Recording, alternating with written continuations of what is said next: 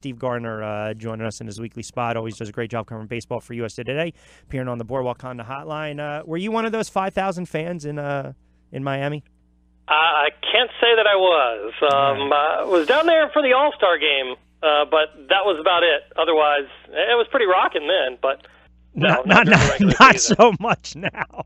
Yeah. All right, listen, it's been the hot topic over the last week or so with Machado and the Phillies. And what's the latest? What are you hearing? And how serious are the Phillies when it comes to pursuing Manny Machado? I think they're serious, but I think that there are some other teams that are maybe a little bit more serious and have, frankly, a little bit more to offer in their farm system. So, yeah, I think the Orioles will drag this out as long as possible. And knowing the organization, I don't think they want Manny Machado in somebody else's uniform when the All-Star game rolls around. So I would expect it to be after the break, but obviously before the 31st deadline. From the one thing that I do get the sense of is that the offers are getting a little bit better, so teams know that others are involved, and there is a bit of a bidding war. But how soon we'll wrap this up, we don't quite know just yet. Listen, I don't think. Let's start with a couple of the teams in the AL. Boston's always going to be there. The Yankees try to drive up the price, and I'm hearing all these reports, and the Yankees are a serious contender here for Machado. I just don't think it makes sense, to be quite honest with you. And quite frankly, I don't want to give up those prospects, and I don't want to part ways with Andujar's or the Tauruses, and I'm certainly not going to part ways with Sheffield.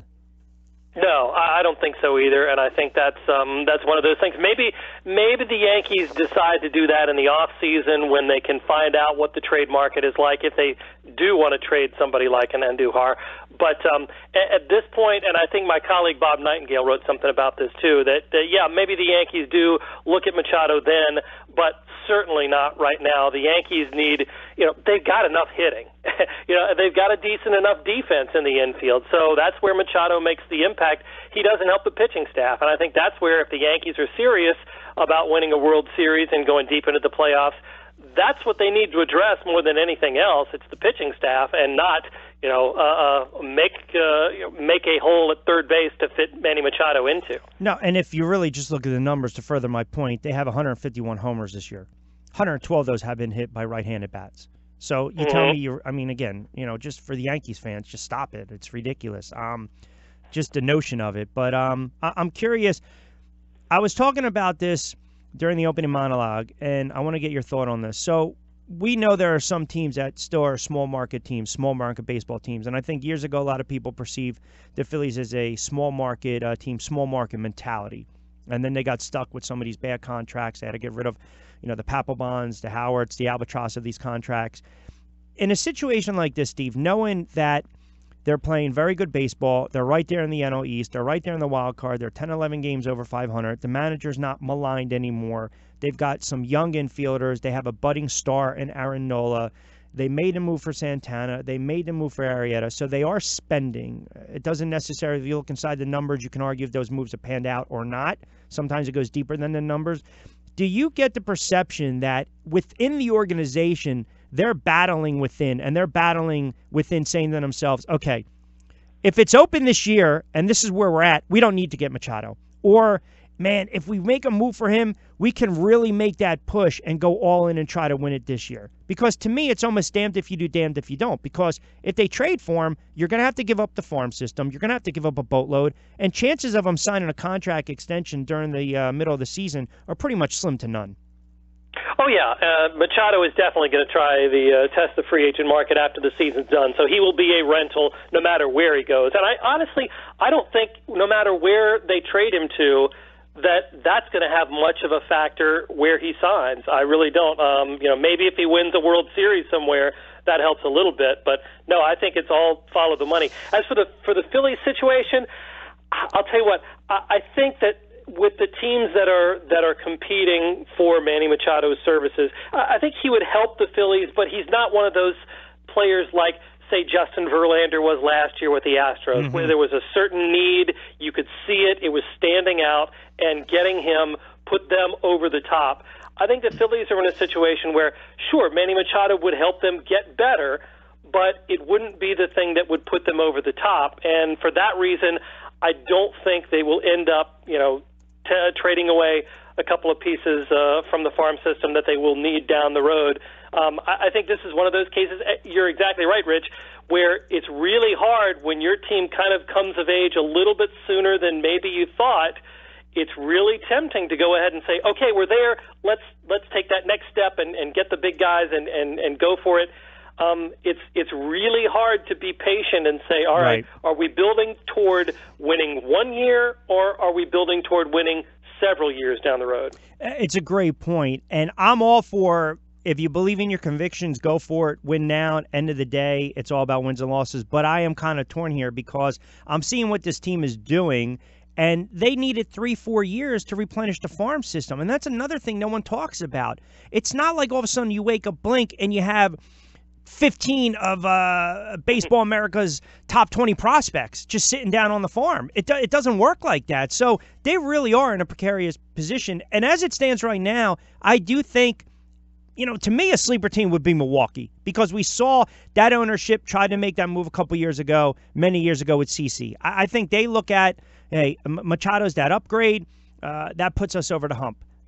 I don't know too many other teams that, when you think about it, he would make that perfect fit. And I say it, he's going to upgrade you no matter what. But I'm trying to just nail down 3, 4, 5 teams that would make the most sense for Manny Machado. I mean, maybe Arizona, maybe the Dodgers. I put those 3 at the top of the list, and I've kind of felt that way in some of the things that I've written before. The Dodgers, obviously, with Corey Seager out for the year and under contract long term, he would be a great a hole to plug there for the Dodgers.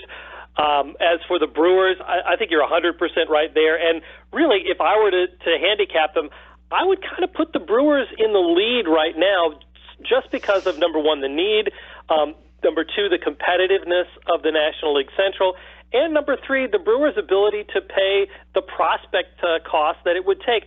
They've got a lot of guys. Keon Broxton is one of the guys that has been talked about as possible in the trade for Machado. He would fill in perfectly in center field for them when Adam Jones leaves at the end of the season. You got a guy like Orlando Arcia, who's a young shortstop, could find that, could plug that and fill that spot for the Orioles for years to come.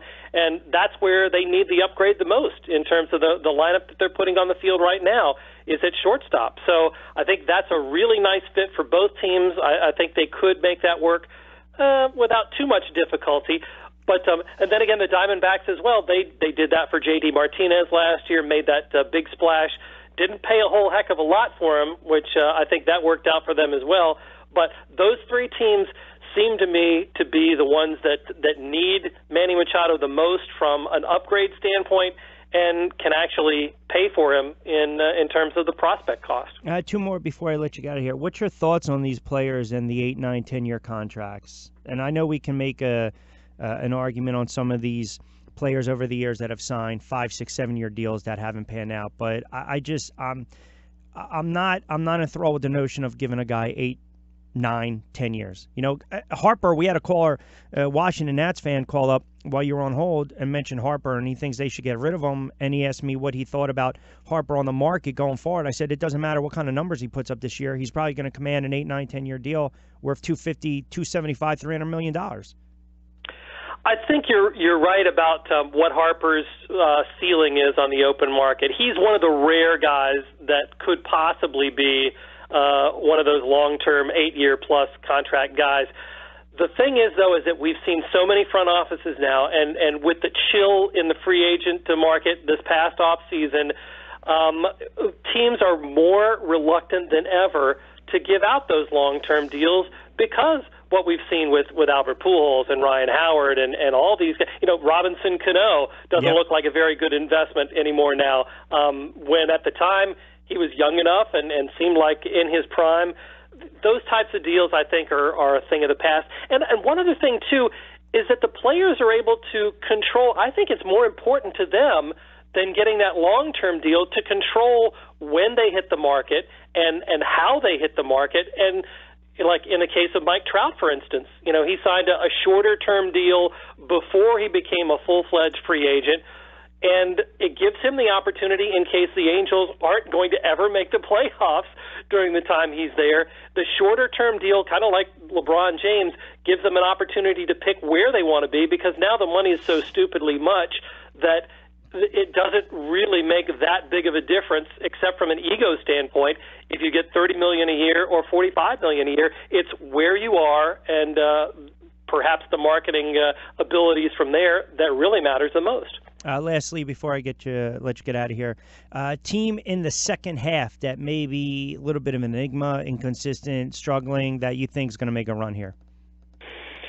I thought you were going to go the other way. See, that would fall out of it. That's too easy for you. Yeah, that's easy, right? The Cardinals are just a mess. But the team that may make a run, I think you've got to look at.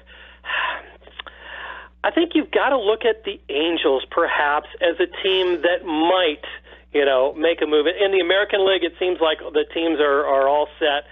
But I'll tell you, if the Angels get Shohei Ohtani as a full-time DH, as able to contribute what it looked like he was giving them earlier in the year, that's another bat in there, and that makes this team a little bit more interesting. Even if he isn't pitching and only hitting, that's the Angels could make a little bit of a move. I think it's tough though, because teams aren't going to want to just make either upgrades or whatever to get into the wild card playoff. That's not as much of a payoff anymore for teams as making the playoffs was before. You're not guaranteed a home game, things like that.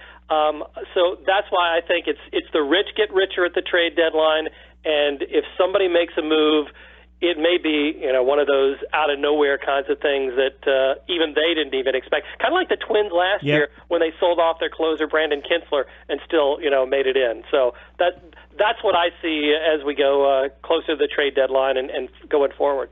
Baseball will love that too. You get Trout in the postseason, who by the way is just having another phenomenal season. So unbelievable. Yeah, and I'm going to talk a little about this more in the 1 o'clock hour. I got about 30 seconds, but is he the most underrated superstar in the history of sport that we just don't get to see on a nightly basis? Yeah, we don't appreciate how great he is. And I know a lot of people don't put a whole lot of stock in WAR, but in terms of what he's doing at this stage in his career compared to some of the other greats, the Mickey Mantles and the Joe DiMaggios, he's outpacing them. And if he keeps going, we're watching one of the greatest, possibly, of all time. Yeah, and that's why his career WAR is 61.1. 60 is considered the baseline for a Hall of Fame career.